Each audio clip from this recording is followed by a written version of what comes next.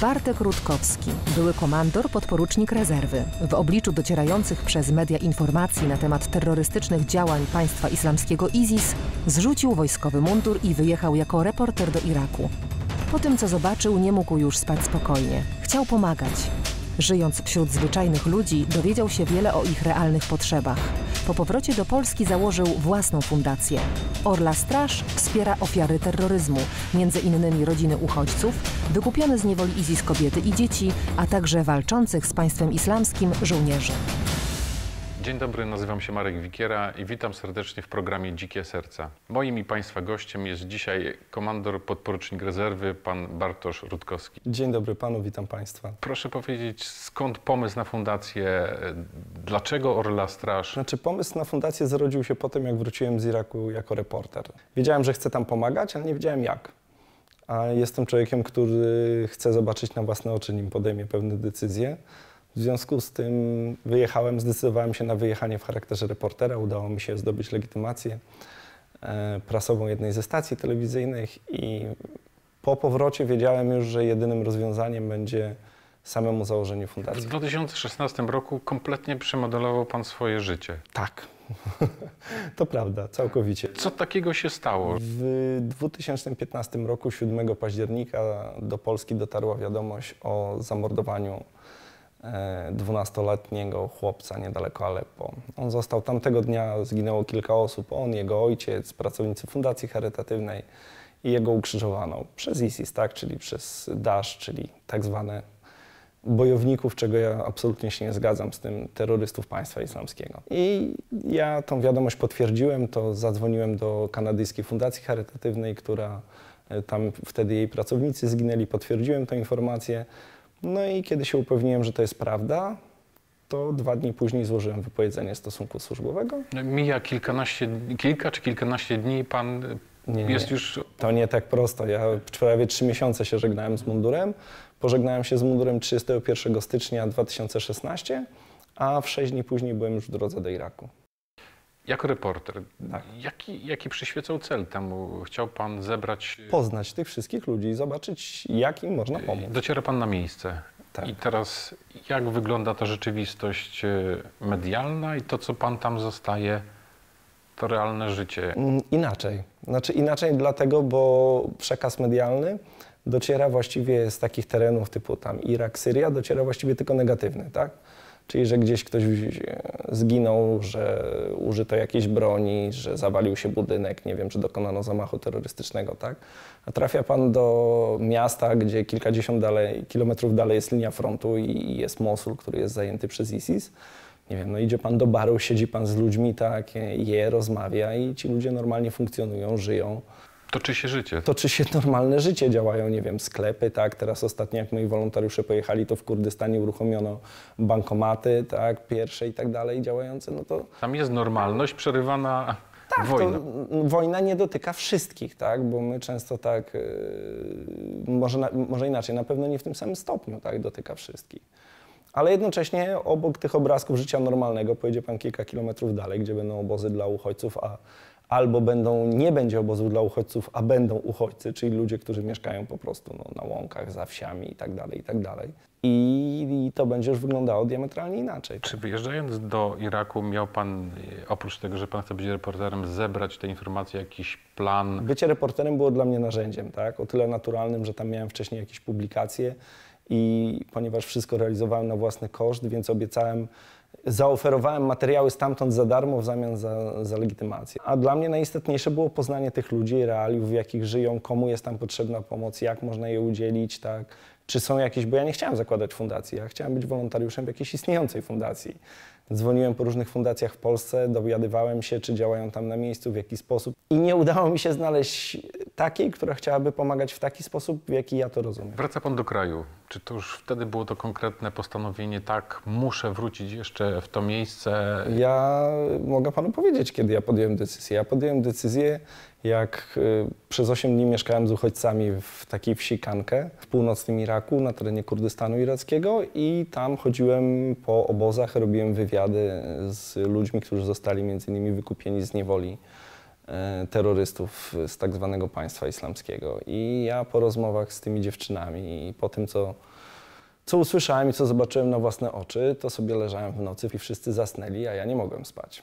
I myślałem, co zrobię po powrocie do Polski. Czyli, że trzeba założyć fundację, czyli, że trzeba zebrać pieniądze, zainteresować ludzi. Zrobić wszystko, żeby móc za parę miesięcy wrócić tu z pomocą. Na waszej stronie internetowej przeczytałem, że tą pomoc kierujecie do rodzin przesiedlonych, uchodźców. IDP-ki, tak. Tak. Drugi taki obszar to są kobiety, rodziny wykupione z niewoli ISIS.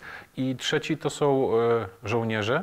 I ich rodziny. Ochotnicy i ich rodziny, którzy walczą w koalicji antyterrorystycznej. Dokładnie. Na czym polega ta pomoc dla poszczególnych tych grup? My jesteśmy na tyle mali, że trafiamy bezpośrednio do tych osób. Każda historia jest inna, tak?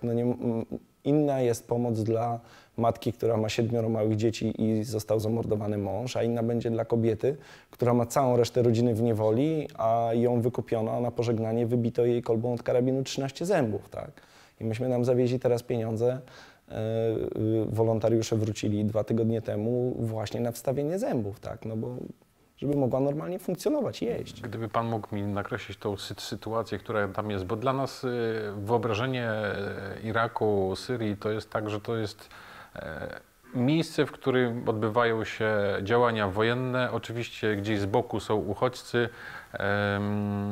Jak oni w ogóle żyją, jak funkcjonują? Już Panu mówię, Kurdystan jest wyjątkowym miejscem, dlatego ponieważ on ma około 7 milionów obywateli, tam są różne cyfry podawane, ale mniej więcej, tak? W tym prawie 2 miliony to są przesiedleńcy lub uchodźcy.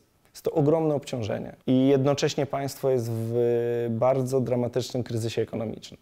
Więc te dwie rzeczy się na siebie nakładają. Z jednej strony wojna, tak, na terenie kraju i dookoła jego granic, a drugie, sam kraj jest w ekonomicznym dołku. I teraz jak doda Pan te dwie rzeczy do siebie, no to ma Pan dramat, tak?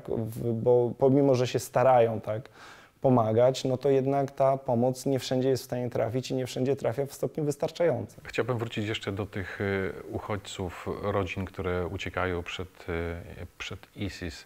Jaka jest szansa, że coś w tym rejonie się zmieni? Trudno mi podać perspektywy czasowe, ale tam w chwili obecnej ludzie wracają do normalnego życia. Wsie, które jeszcze niedawno jak odwiedzałem, w zeszłym roku były linią frontu, w chwili obecnej wracają tam ludzie. I my tym ludziom pomagamy. No, nasi wolontariusze teraz na przykład i przez fundację zaprzyjaźnioną wcześniej przekazywali pieniądze, bo na przykład trzeba uruchomić szkołę, tak? Trzeba kupić generator, trzeba powstawiać drzwi w mieszkaniach, trzeba kupić sprzęt najbardziej podstawowy domowy, żeby funkcjonować. No bo zaprzyjaźniona rodzina, która wróciła do swojego mieszkania w Teleskow, to są gołe ściany i po prostu jeszcze w niektórych miejscach posiekane kulami. Mój 60-paroletni przyjaciel udostępnił niedawno zdjęcie swojej żony, która w tym całkowicie zniszczonym domu kupiła na balkonie, który też jest nie ma okien, nie ma drzwi, doniczki i posadziła po prostu kwiaty, tak. Jako taki, nie wiem, symbol po prostu powrotu do normalności, tak. Dwoje kilkudziesięcioletnich ludzi, którzy wracają do całkowicie zrujnowanego domu i starają się go od nowa odbudować po raz kolejny w swoim życiu. Ta część, która jest w obozach, to są przejściowe tak, z tym, że no to już trwa 3 lata dla niektórych, więc to przejściowość, to wie Pan, to dla niektórych się zamienia już, jak to trwa lata, tak? To trudno powoli mówić o czymś, co jest przejściowe. No, trudno mi powiedzieć, kiedy Jazydzi też już zaczynali wracać, tak, w swoje tereny. Część Sindżaru została wyzwolona. Czy ta linia frontu się tak, no w związku z ofensywą na Mosul ten teren wydarty państwu Dasz, tak, czyli państwu islamskiemu, jest duży, tylko wie Pan, to jest taka sytuacja, że w jednym domu mieszkają ludzie, a drugi dom jest oznaczony, że w środku jest mina pułapka. Tam trzeba wykonać teraz, no jak w każdym kraju po wojnie, tak? Trzeba wykonać ogromną pracę, żeby przywrócić tym ludziom szansę na normalność. I to są zupełnie podstawowe rzeczy. No koszt takiej realnej pomocy, którą udzieliliśmy szkole, która pomogła jej ogromnie, bo żeśmy wyposażyli ją na przykład w tablice szkolne, sprzęt piśmienniczy, środki audiowizualne. To było 10 000 złotych, $2,500. To jest dla tych ludzi ogromna pomoc. Dlatego jak słyszę, że koszt jednej rakiety w chwili obecnej wystrzeliwanej w imię pomocy jest w granicach $1,5 miliona, to daje mi to również do myślenia, o co idzie gra i i jak można byłoby ludziom pomóc, gdyby realnie chodziło o pomoc, prawda? Tego nie zmienimy, ani pan, ani ja. Jacy to są ludzie? Normalni. Znaczy, no, ci ludzie przed wojną byli takimi ludźmi jak pan i ja, nie wiem, inżynierami, lekarzami, nauczycielami, studentami, uczniami w szkole podstawowej. No to są normalni ludzie, no nic ich naprawdę nie różni, tak, od pana i ode mnie, tylko tym ludziom wojna, która nie jest absolutnie ich zasługą, tak, bo czasem słyszę też głosy, że tam tak jest, albo że oni nie umieją się dogadać. No jest to dramatyczne, tak, ponieważ z kim się nie umieją dogadać? Z terrorystami, którzy mordują dzieci? Jak taka rozmowa miałaby wyglądać? Tam nie ma drugiej strony, tak, ale się na przykład dowiaduję, że pomoc, której udzielam, jest niewłaściwa, ponieważ jest to stawanie po jednej ze stron konfliktu. Ja nie mam z tym żadnego problemu. Ja owszem przyznaję do kamery i panu, tak jako osobie prowadzącej program, tak, ja stanąłem po jednej ze stron konfliktu. Po tej stronie, która broni dzieci, a nie po tej stronie, która nagrywa filmy z tego, jakie morduje i podżyna im gardła. I ja mam całkowitą świadomość tego wyboru i proszę mi wierzyć, że nie mam z tym żadnych problemów. Jeżeli ktoś uważa, że tak nie powinna działać fundacja, to proszę nie wspierać mnie finansowo. Jeżeli ktoś rozumie to, co robię, problem polega na tym, że my jesteśmy rozbrojeni moralnie. Znaczy akceptujemy to, że jest dramat tam na przykład małego dziecka. To wszyscy akceptujemy, tak? Jest małe dziecko, płacze, zostało zgwałcone, dziewczynka była wykorzystywana, dramat. Ale to, że ta sama dziewczynka udostępnia w internecie zdjęcie swojego 19-letniego kolegi z karabinem jako żołnierza i pisze: nienawidzimy przemocy, ale nauczyliśmy się z nią żyć, bo tylko to pozwala nam zachować wolność, to my już tego nie jesteśmy w stanie zaakceptować. I teraz, żeby ta dziewczynka nie została zamordowana lub porwana i zgwałcona, to ten chłopiec musi mieć jedzenie, buty, radiostację. Rozumie pan to?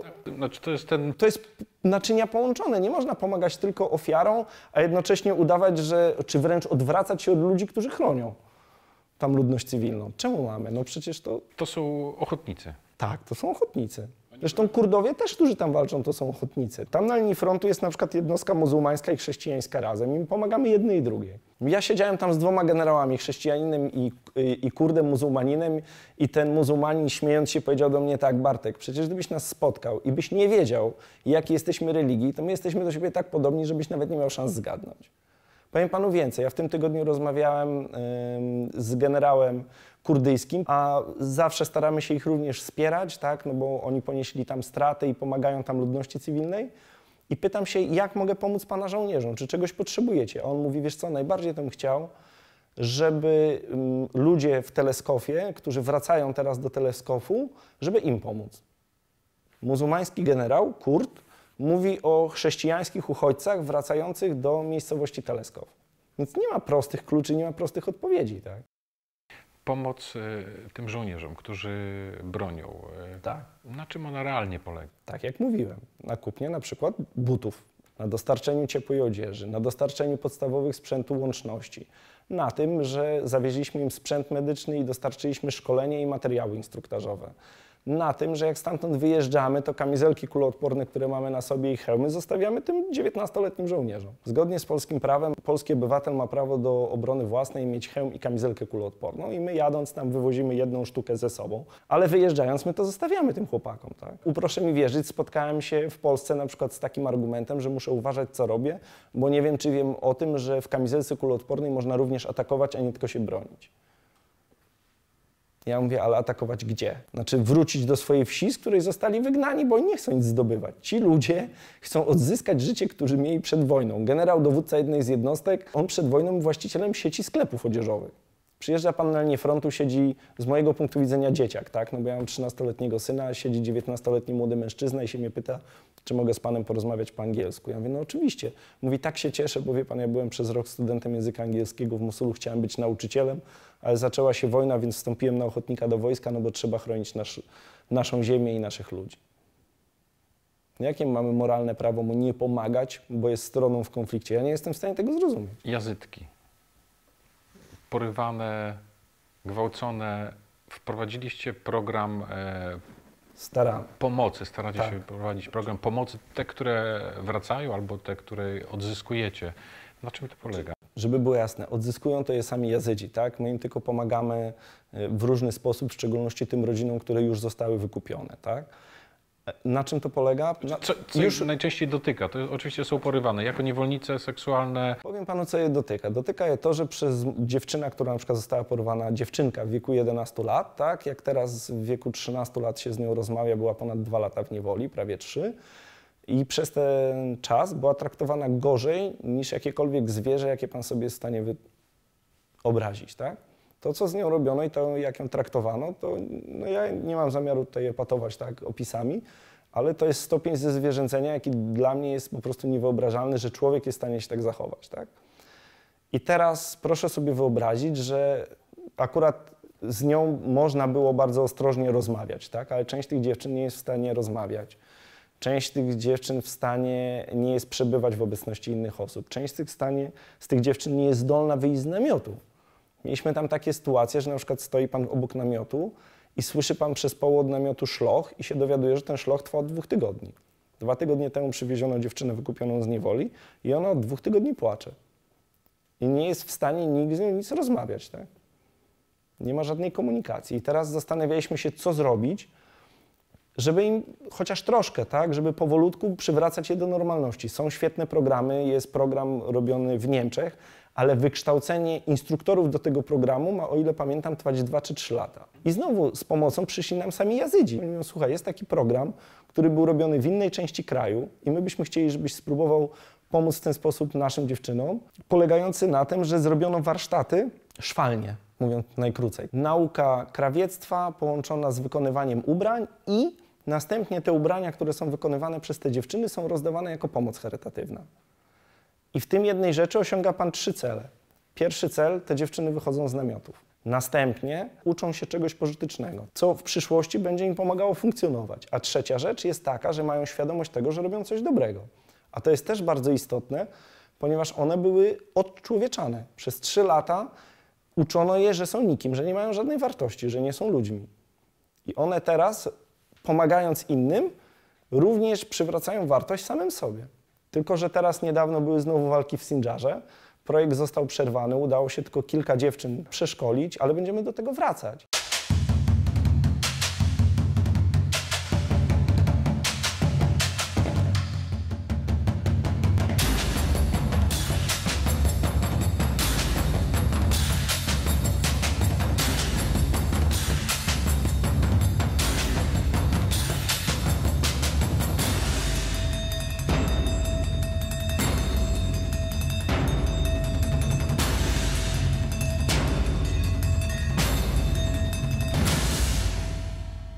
Się trafiać chyba na dobrych ludzi, którzy gdzieś tam stają na tej drodze. To prawda i to na bardzo dużą ilość dobrych ludzi. Muszę panu powiedzieć, że nic mnie tak nie bawi jak ludzie, którzy w Polsce mówią, że Polacy są jacyś tam, że albo nie chcemy wspierać biednych, albo nie chcemy pomagać, albo jesteśmy tylko zawistni i tak dalej, i tak dalej. Ja naprawdę nie rozumiem tego samobiczowania.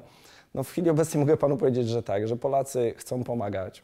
Tylko chcą wiedzieć komu i jak. I była sytuacja, że był potrzebny wolontariusz, żeby przewieźć sprzęt medyczny do Iraku. Ja zadzwoniłem i człowiek, który ma żonę, dzieci, firmę dużą biznesową na Śląsku, zostawił to wszystko i wyjechał ze mną jako wolontariusz do Iraku. A pomoc, duża część pomocy, którą trzymał w walizkach, to kupił ją za własne pieniądze. Dlatego naprawdę na drodze stanęła bardzo duża ilość ludzi. Czytałem historię z transportem samolotem. To była dość niesamowite, bo wie pan, ja jestem osobą wierzącą, tak? Czy głęboko, czy nie, to nie mi oceniać. I proszę sobie wyobrazić sytuację, kupiliśmy za dość dużą sumę pieniędzy pomoc dla żołnierzy, chodziło o odzież zimową. I była ustalona droga przewozu tego przez firmę transportową znajdującą się w Niemczech i dosłownie w momencie, kiedy miałem im wysyłać przelewem pieniądze, rozmawiając telefonicznie z szefem tej firmy, on mówi tak jak się umawialiśmy, 1 euro za kilogram lub za litr objętości, to jak będzie dla nas korzystniej. A wie pan, ubrania generalnie zajmują dość dużą objętość i nagle po krótkim wyliczeniu wyszło mi, że koszt transportu może wynieść rzędu 10 000 złotych. No i siedzę sobie w pustej fundacji, dowiedziałem się właśnie, że nie mam jak przewieźć rzeczy do Iraku i mówię tak, na głos mówię, dobrze Panie Boże, ja już to wszystko kupiłem, a teraz proszę mi powiedzieć, jak ja to mam wszystko, pomóż mi, jak to przewieźć. Roześmiałem się i zająłem się kolejnymi rzeczami, tak? No i dosłownie w ciągu, nie wiem, 5-10 minut odzywa się telefon, dzwoni ksiądz Tomasz Jagierski, szef Fundacji SOS dla Życia i mówi tak: Panie Bartku, mam do Pana takie pytanie. Ja mam do przewiezienia mleko, pomoc dla dzieci w Kurdystanie, 7 ton mleka w proszku, ale wie Pan co, potrzebowałbym tam na miejscu Pana kontaktów, żeby to rozładować na lotnisku. Czy mógłby mi Pan pomóc, a najlepiej jakby Pan ze mną poleciał? I ja po prostu patrzę się na ten telefon i nie wierzę. Mówię: proszę księdza, czy ja księdza dobrze rozumiem, że ksiądz właśnie mi mówi, że ma do swojej dyspozycji samolot, żeby zawieźć rzeczy do Kurdystanu irackiego? No tak, Herkulesa C-130 z 33. bazy lotnictwa transportowego. I ja mówię: proszę księdza, oczywiście, że z księdzem polecę, ale mam jeszcze jedno pytanie. Czy ksiądz wziąłby może 4 kartony dodatkowe pomocy? Nie ma najmniejszego problemu, tylko trzeba je przekazać mojej fundacji, ponieważ zgłosiliśmy jako cargo rzeczy należące tylko do mojej fundacji. No więc przygotowaliśmy dokumenty, przekazałem wszystkie rzeczy fundacji księdza, zawieźliśmy je na lotnisko, zostały spakowane do samolotu i dostarczone do Iraku. W czasie swoich spotkań rozróżnia Pan wyraźnie uchodźców i emigrantów. Ja powtórzę Panu słowa. Tam siedzi Pan w namiocie, na matach i dostaje Pan pytanie od człowieka, który dosłownie nie ma nic. Dlaczego wy, czyli Europa, tak? No bo dla niego jest Pan przedstawicielem całej Europy. Dlaczego wy pomagacie tylko najbogatszym? Tym, których stać było, żeby do was przypłynęli, czy tam przyjechali. Czemu tu nam nie pomagacie? Pomijam już to, że pomaganie tam na miejscu zapobiega emigracji, tak? Bo my mamy jedną stronę przekazu medialnego. To jest bzdura. Są tam tysiące ludzi, którzy nie chcą nigdzie wyjeżdżać. Ja z tymi ludźmi rozmawiałem. I ci ludzie mówią: Bartek, ale to jest mój kraj. Ja chcę, żeby moje dzieci chodziły tu do szkoły. Tam jest cmentarz, gdzie są groby mojego ojca, dziadka, matki, babki, tak? Ja chcę tu żyć. Tylko błagam, pomóżcie nam w podstawowym chociaż zakresie to życie odtworzyć, tak? Rozumie Pan, gdyby część tych pieniędzy, które przeznaczyliśmy na ludzi, którzy dotarli do nas i których ogromna część niestety nie jest uchodźcami. Uchodźca w rozumieniu ONZ-u to jest człowiek, który uciekając przed konfliktem wyjechał do sąsiedniego kraju, tak? Z tego co wiem, sporo emigrantów jest na przykład z Maroka, tak? Którzy są przedstawiani jako uchodźcy. Tam nie ma w chwili obecnej żadnego konfliktu. Jaka tam jest wojna? Więc przesunięcie tej pomocy z tych, którzy docierają tu do nas, na tych, którzy tam na miejscu są ofiarami wojny, rozwiązuje problemy i zapobiega emigracji, a tutaj napędza emigrację i tworzy problemy. Takie jest moje zdanie, żeby było jasne. Jestem za tym, żeby przyjmować uchodźców, ale po ich weryfikacji i na okres czasowy. Pomóc ludziom to jest naszym obowiązkiem, ale zweryfikujmy, kogo przyjmujemy. Bo jeżeli nie będziemy odróżniać, a czasem nie odróżniamy katów od ofiar, to jest to obraźliwe dla ofiar. Ja tam rozmawiałem z człowiekiem, który mi powiedział, że on w telewizji widział człowieka, który chciał wymordować jego rodzinę i spalił mu dom jako uchodźcę w Niemczech. I co ja mam mu powiedzieć? On jest tam, pozostawiony bez niczego, a jego prześladowca jest w chwili obecnej emigrantem w Niemczech. Wspominał Pan o dziennikarzach, którzy przyjeżdżają tam i jest ten rozdźwięk, śpią w hotelach. To mi opowiadali ludzie tam miejscowi, że bardzo często jest tak, że dziennikarze z dużych komercyjnych stacji zachodnich zamawiają materiał. Zdarzały się wypadki, że dziennikarz po prostu kontaktuje się z tymi ludźmi, którzy są w dramatycznej sytuacji, oferuje im pieniądze pod warunkiem, że przywiozą mu do hotelu, do restauracji. To jest, wie Pan, to jest tak zamawianie materiału. Potrzebuję materiału o 2 dziewczynkach, żeby były niepełnoletnie, zgwałcone, tak? I oni jadą, nagrywają materiał, wywiad z tymi dziewczynami, dokumentację zdjęciową i zawożą mu do restauracji w hotelu 5 na przykład gwiazdkowym, bo takie hotele też tam są. Dziennikarz płaci i nie wychodząc z hotelu potem wraca do kraju i opowiada o dramatycznej sytuacji, losie wojny, ofiar wojny, który widział na własne oczy. Czy w czasie takiego wyjazdu wyraźnie widać różnice kulturowe między nami, a nie wiem, Jazydami na przykład? Tak, i to są największe między nami a Jazydami, dotyczące czasem rzeczy drobnych, szczegółów banalnych, na przykład wjeżdża na stół nasz cebulki od szczypioru i wszyscy się nimi zajadają. Ja mówię: no dobrze, przepraszam bardzo, a gdzie jest szczypior? Ja mówię: co?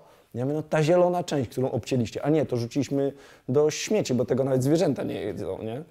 Ja mówię, akurat ta część z chęcią bym się nią zaopiekował, no, niekoniecznie jedzeniem surowych cebul. No, zupełnie inny świat, ale ze względu na otwartość tych ludzi i ze względu na to, że może też sposób, w jaki ich odwiedziłem, tak? Jeżeli śpi pan z kimś na podłodze i je pan rękami wspólnie posiłek z jednej miski, to sporo barier znika, tak? Oni potem powiedzieli, jak się żegnaliśmy, że było tu 100 kilkudziesięciu dziennikarzy, ale takiego dziennikarza to oni jeszcze nie widzieli. Ja mówię, bo ja tu przyjechałem jako dziennikarz, żeby wrócić do was i odwiedzić was jeszcze z pomocą. No i stało się. Gdzie można zdobyć informacje o waszych bieżących działaniach? Strona internetowa fundacji, tam mamy raporty z ostatnich wypraw, tam mamy wszystkie naszą bieżącą działalność, wszystkie informacje o ludziach, których pomagamy, akcjach, które przeprowadziliśmy. Dobro wraca, to wiemy, że A to tego jest... nie rozpatruję tego w tych... Znaczy, wie pan, no dobro wraca choćby z tego powodu, że spotyka pan dobrych ludzi i ma pan z nimi kontakty z wartościowymi ludźmi, tak? I ja się śmieję czasem, ile osób w ciągu ostatnich 3 na przykład miesięcy zadało sobie pytanie, po co wstałem dzisiaj z łóżka? Po co żyję? To są, ja wiem, że są pytania egzystencjalne, ale może jednak raz na jakiś czas wyhamujmy troszeczkę w tym pędzie i zastanówmy się na przykład, ile jeszcze chcemy mieć, po co chcemy to mieć. Ile jeszcze mamy czasu, żeby potem się tym cieszyć i czy naprawdę będzie nas to cieszyć.